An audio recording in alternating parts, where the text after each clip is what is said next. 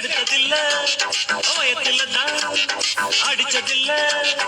அடுத்தவன கெடுத்ததில்ல வயத்தில தான் அடிச்சதில்ல உழப்ப நம்பி பொழைச்சிருக்கிற நான் உண்மையாக ஊருக்குள்ள ராஜா